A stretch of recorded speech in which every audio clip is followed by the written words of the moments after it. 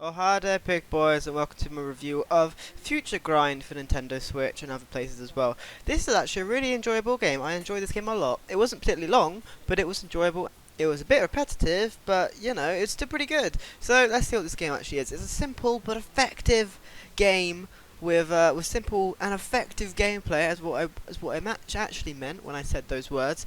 You basically are this little car, and there's different types of cars to be fair later on, but we'll get to that later. And you fly about.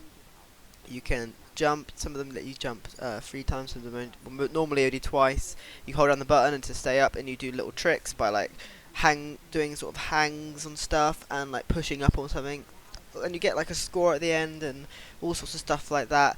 The actual gameplay is quite simple to, it's quite similar to a game like Trials and stuff like that, where it's sort of just get to the end of the map. But this game has challenges which you have to do to get to the next level, which it's actually my least favorite part of the game, but I'll get to that later. And what else is there? The art style is really nice and simple. It's pretty simple, as I've been saying a lot, because the game is really quite simple. But yeah, the art style isn't particularly incredible, but the game runs at 60 FPS due to that fact. The environments all look pretty good though, and most of them look relatively distinct from each other. A couple of moments where I felt a little bit like oozy and a bit odd because the motion wasn't quite right, because the top level where your character is was sort of different to the bottom level, so he sort of stretched and looked a bit weird, but that only happened one level, so I don't know what's happening there, but anyway, that's fine. Yeah, it runs perfectly on Switch at 60 FPS with some lovely haptics and all that, all around absolutely fantastic on Switch, no complaints there. Look pretty sharp as well.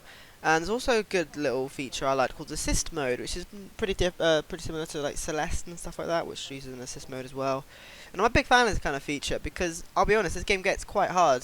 There was a few times I'm willing to admit that I did put the difficulty down, and it's not actually the difficulty. It's basically how fast the game runs, and also there's a mode which basically makes the game easy, where you don't have to. Basically, a part of the game is you have to touch the wheel to the corresponding floor or roof, the terrain part, the colour. Right, does that make sense? I don't know. But as a result, you have to keep, flipping to get it working, and sometimes it'll randomly change colours and stuff like that. This just gets rid of that entirely. So that's a bit interesting, makes it really easy, but, it's fine.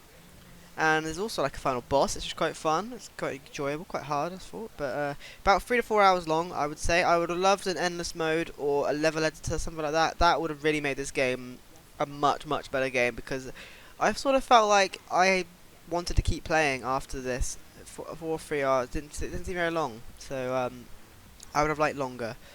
But yeah, I mean, I guess that's a sign of a good game, to be fair. My main problem with the game though is that you play each level 3 times using 3 different types of challenges. So one of them might be don't touch any of the white terrain, or don't jump once, that sort of thing. And that's kind of clever if it's optional, but it's not optional. You have to do every single challenge to beat the game, and that's kind of annoying, kind of boring, because it doesn't change the map, so it just makes you do it again. Admittedly, it's quite well designed in the fact that it feels like a different level each time because of the challenges, but I don't know, it just feels a little bit lazy to me, but that's fine.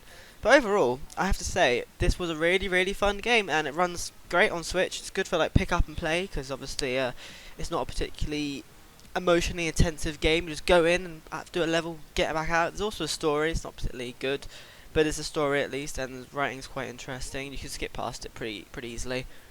Even the menus were like a joy to go through, and all the fact that some of the, I want to say, bikes, I guess, are really completely different to the other bikes, means there's always a challenge and stuff like that. So yeah, I just thought it was a good game, really fun game. I would definitely recommend it. You can get it on Switch, and you also get it on PC and other consoles other than Switch. So yes, would recommend, and it's good, but definitely wait for a sale, because keep in mind the game is really short and there's no real replayability, I'm afraid. So yeah.